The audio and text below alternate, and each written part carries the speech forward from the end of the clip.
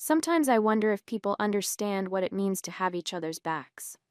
Like, really have them. Not just when it's convenient or easy, but when life gets messy and you have to make real sacrifices. Anyway, make sure to hit that like button if you enjoy hearing about relationship drama, and don't forget to subscribe if you're new here. I'm Elizabeth. I'm 29, and until 3 weeks ago, I thought I knew exactly who I was marrying. Theo and I had been together for 4 years, engaged for 8 months, with our spring wedding already booked and paid for. I work customer service at a call center, and he does something with logistics that pays well enough for him to afford his obsession. A 2019 Dodge Challenger that he treats like it's made of gold instead of metal and plastic. Look, I get that guys love their cars, but the way Theo babied that thing always struck me as a little much. He'd spend weekends detailing it, researching modifications online, taking pictures of it like it was his child. I mean, it's nice and all, but at the end of the day, it's just transportation, right? Something to get you from point A to point B. But try telling him that. He'd get this defensive look like I'd insulted his mother or something. My sister Reed has always been the one who needed looking after in our family. She's 26, and between you and me, she's never quite figured out how to adult properly. Lost jobs, bad relationships, money problems, the usual mess. But that's what family does. We show up for each other, no matter what. I've covered her rent before, let her crash with our parents, helped her out of tight spots more times than I can count. It's exhausting sometimes, but that's love, right? Friday night, my phone rang at 11:30. Reed calling from jail. Again. Third DUI, she told me through tears, plus some other charges she couldn't really explain through her panic. Bail was set at $15,000. $15,000. The number hit me like a punch to the stomach. Saturday morning, I called Theo, barely holding it together. I explained the situation. Reed needed bail money. Our parents couldn't afford it. We needed to help. I expected him to immediately start brainstorming solutions, maybe suggest we dip into our wedding fund or figure out a payment plan. Instead, he got quiet in that way he does when he's already decided something and doesn't want to argue about it. We could pitch in maybe 1,000, he said, like he was doing me some huge favor. But 15,000 is way beyond our budget. We're saving for the wedding and a house down payment. $1,000. For my sister's freedom. I felt something cold settle in my chest. You could sell your car, I said, the words coming out before I'd really thought them through. The silence on the other end stretched so long I wondered if the call had dropped. You want me to sell my car to bail out your sister? It's just a car, Theo. Family is more important. It's how I get to work, and it's my car that I bought before I even met you. The way he said it, so matter-of-fact and cold, made me realize something about the man I'd been planning to marry. Here I was, vulnerable and desperate, and he was worried about his precious vehicle. Not thinking about solutions, not trying to help the woman he claimed to love navigate a family crisis. Just protecting his stuff. So you're saying your car is more important than my sister's freedom? I'm saying I'm not selling my car. We can help with 1,000 if you want to put together money from other family members, but that's it. The stubbornness in his voice, that inflexible tone I'd learned to recognize over 4 years together, made something snap inside me. This was the moment, I realized. This was where I found out who Theo really was, under all his talk about partnership and building a life together. If you don't do this, we're done. I need someone who will put my family first. I meant it. Every word. Because what kind of husband refuses to help his wife's family in a genuine emergency? What kind of man values metal and wheels over human beings? Then we're done. The words hit me like ice water. No hesitation, no pause to think it over, no attempt to find middle ground. Just instant rejection. What? We're done. You can pick up your stuff from my place this week. I'll leave the engagement ring on the counter. He hung up. Actually hung up on me. After 4 years together, 8 months engaged, he ended our relationship over a 3-minute phone call because I asked him to make a sacrifice for someone I love. I stared at my phone, waiting for him to call back, to realize what he'd just thrown away. But the minutes ticked by in silence. When I tried calling back, it went straight to voicemail. He'd blocked me. blocked me like some crazy ex-girlfriend instead of the woman who'd been planning to spend her life with him. The rage that built up over the next 24 hours was unlike anything I'd ever felt. This man, this supposedly mature adult I'd trusted with my future, had revealed himself to be selfish and heartless when it actually mattered. All those times he'd talked about being a team, about facing life's challenges together. Apparently, that only applied when it was convenient for him.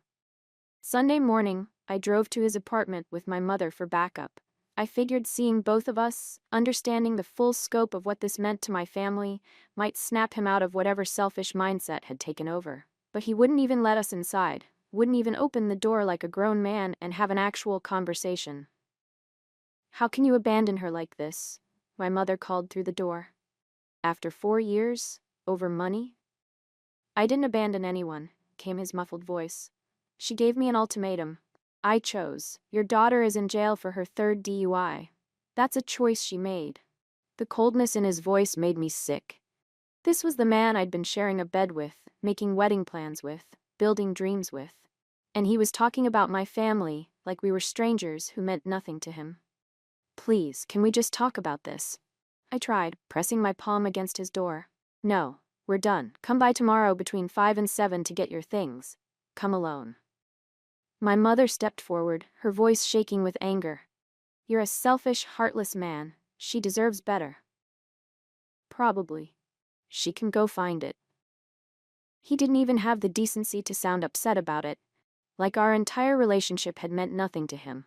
Like throwing away 4 years was just another item on his weekend to-do list. Monday evening, I went back to collect my things, hoping that seeing me face to face might remind him of what we'd had together.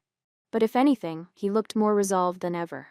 There were boxes by his door, my clothes, toiletries, a few books and kitchen items I'd gradually moved over. He'd packed up our relationship like he was cleaning out a storage unit. "Can we please talk about this?" I asked, looking around the apartment that had felt like a second home for months. "Nothing to talk about. Your stuff's by the door." I made a mistake. I was panicking. My sister's in trouble, and I wasn't thinking straight. He leaned against the wall, arms crossed, looking at me like I was a stranger who'd wandered into his life by accident. "You were thinking straight enough to give me an ultimatum. I didn't think you'd actually break up with me." That seemed to surprise him, which gave me hope for about half a second before his expression hardened again. "You literally said we're done if I didn't sell my car." I was upset. People say things when they're upset, and people have to live with the consequences of what they say. I tried a different approach, appealing to the practical side of him that had always been good with logistics and planning. "What about the wedding? We've already put down deposits." "That's your problem now. I'll eat my share of the losses. You can cancel, or you can marry yourself." "Don't care." The casual cruelty of it took my breath away. Months of planning, thousands of dollars in deposits, family members who'd already booked flights, and he was treating it like a subscription he was canceling. "You're really going to throw away 4 years over this?" "You threw away 4 years the second you valued your sister's 3rd DUI more than our relationship. Now take your stuff and leave." I loaded the boxes into my car while he watched from his doorway, not offering to help, not showing even a hint of the man I'd fallen in love with. As I was putting the last box in my trunk, I turned back to him. "Can I at least have the ring back? I could sell it to help with bail." He actually laughed, actually found my desperation amusing. "No, I paid for that ring. It's going back to the jeweler for whatever I can get." "That's not fair. Life's not fair. Your sister's learning that in jail right now." The next few days blurred together in a haze of phone calls to family members, trying to scrape together bail money from relatives who were already stretched thin. Reed sat in jail while I coordinated with cousins and aunts, everyone contributing what they could, but falling short of what we needed. My parents took out a loan against their house, something that made me physically sick to think about, but they did it because that's what you do for family. Wednesday afternoon, I was at work trying to focus on customer complaints when my phone rang. Unknown number, but I answered anyway, hoping it might be someone calling about Reed. "Hi, is this Elizabeth?" The voice was official, professional. Yeah, this is me. This is Officer Grant with the police department. I'm calling about a fraud report. Do you have a few minutes? My heart started racing. Fraud report? Had something happened with the bail money? Had someone scammed my family while we were vulnerable? Yes, sir. What's going on? A credit card was opened in your name 3 days ago. The credit card company flagged it as potential fraud and contacted us. Have you opened any new credit cards recently? No, nothing. I haven't applied for any cards. That's what we thought. We're investigating this as identity theft. I'll need you to come down to the station to file a report and review the application. I left work early and drove to the police station, my mind spinning with possibilities. Who would steal my identity? How did they get my information? When I saw the credit card application, my stomach dropped. Someone had used my name, birthday, and social security number to open a $5,000 credit line and immediately maxed it out buying prepaid cards. The address on the application was my parents' house. Do you know anyone at this address? Officer Grant asked, watching my face carefully. I showed him photos on my phone, my family, including Reed. My parents live there. My sister was just arrested for DUI. He took notes, asking follow-up questions that made my head spin. As I drove home, a horrible possibility started taking shape in my mind. Reed had gotten out of jail Tuesday. My mother had called to tell me they'd scraped together enough for bail, using family contributions and a bondsman. The same day these credit cards were opened. Thursday morning, my phone rang again. I'd temporarily unblocked Theo to coordinate the stuff pickup and forgotten to block him again. We need to talk, I said as soon as I answered. It's important? About what? Just please, can I come over? There was a long pause. Fine, you have 10 minutes.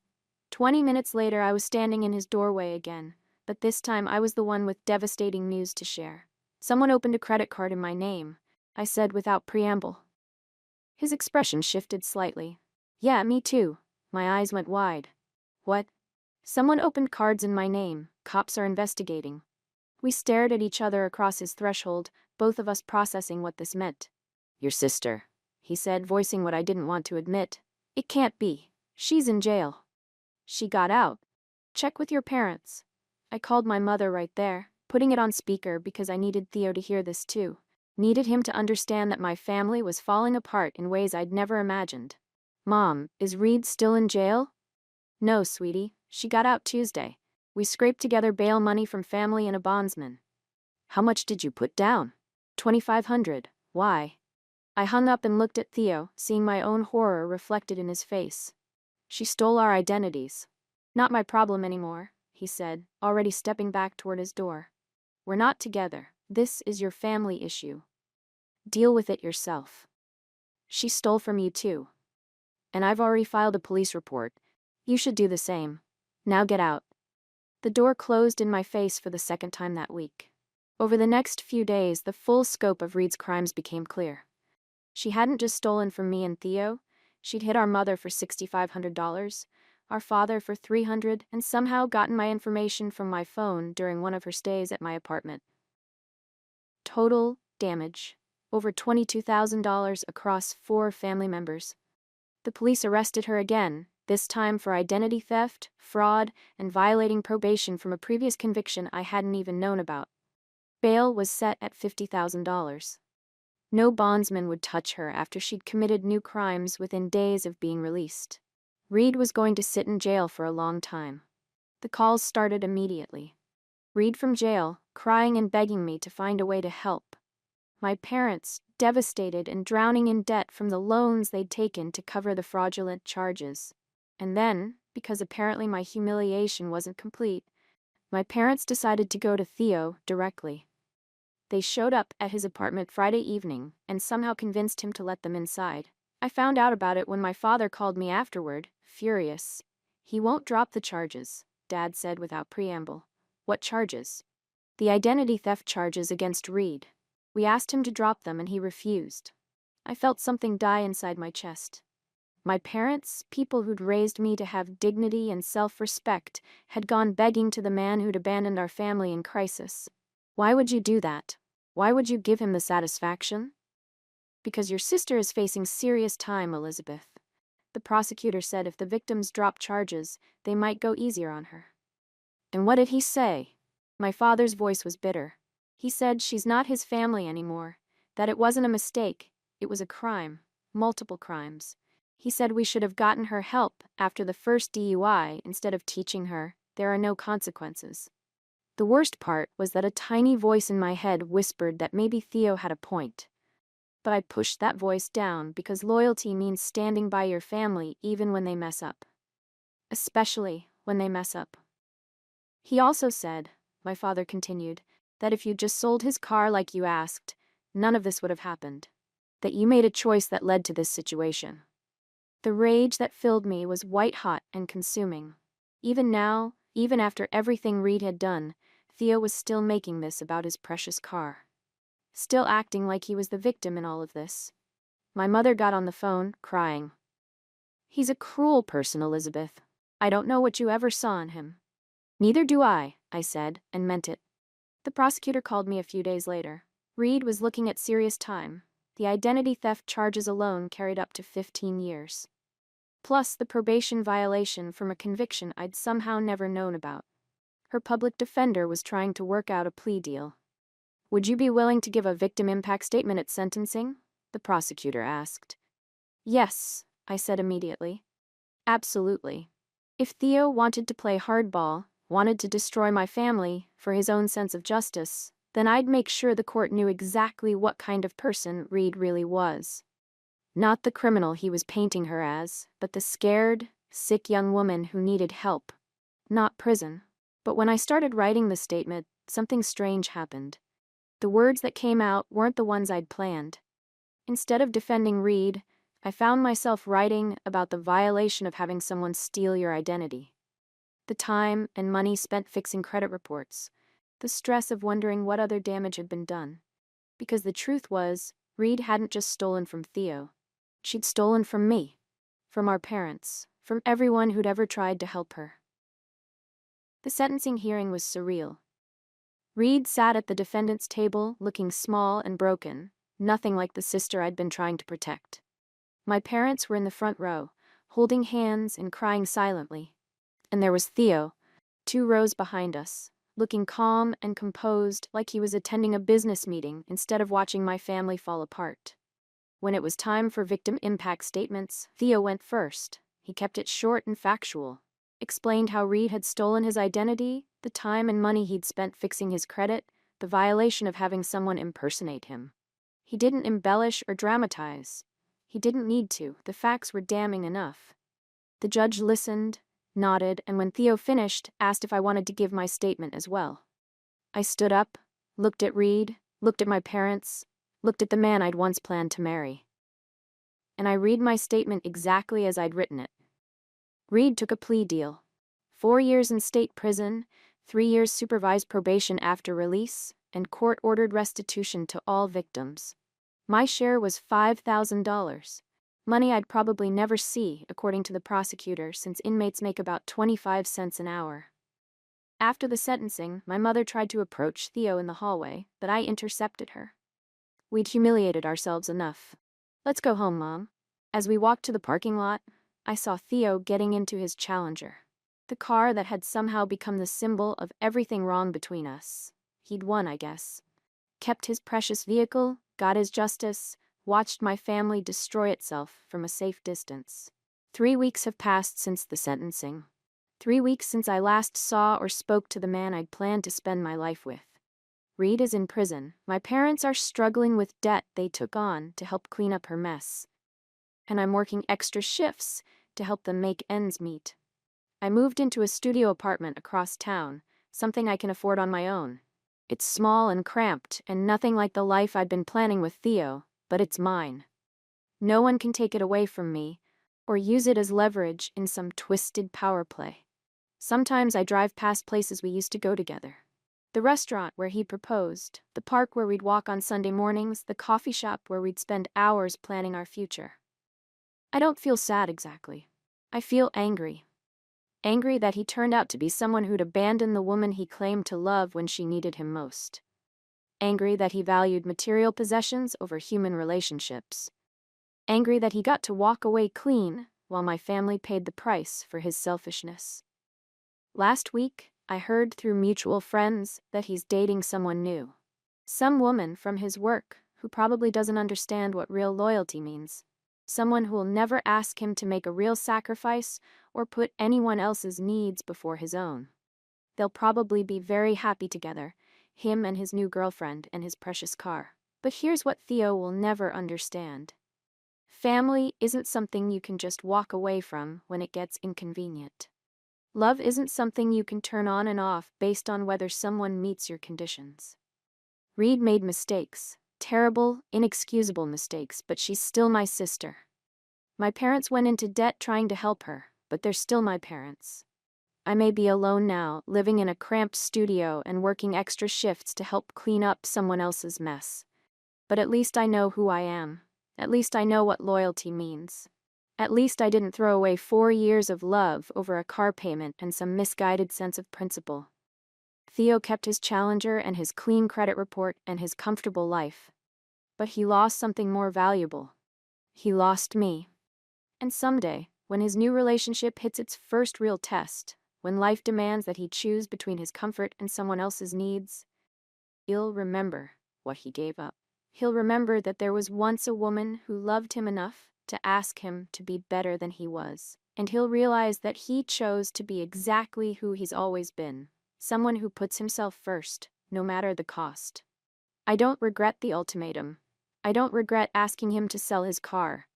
I don't regret finding out who he really was before I married him, and spent the rest of my life wondering when he'd abandon me too. Some people think I'm heartless for not taking accountability for Reed's choices. Those people don't understand what family means. They don't understand that sometimes love requires you to stand by people even when they mess up spectacularly. Reed is getting the help she needs now, even if it's coming in the form of prison time and supervised probation. My parents are learning to rebuild their finances and their trust. And I'm learning to build a life that doesn't depend on someone else's willingness to sacrifice for the people I love. The truth is, I'm better off without Theo. Better off knowing that when life got hard, when I needed him most, he chose a car over me. Better off learning that his love came with conditions and limitations and fine print I'd never bothered to read. I kept my family. I kept my integrity. I kept my ability to sleep at night knowing I did everything I could for the people I love. And that's worth more than any engagement ring, or wedding, or man who thinks loyalty is something you can negotiate.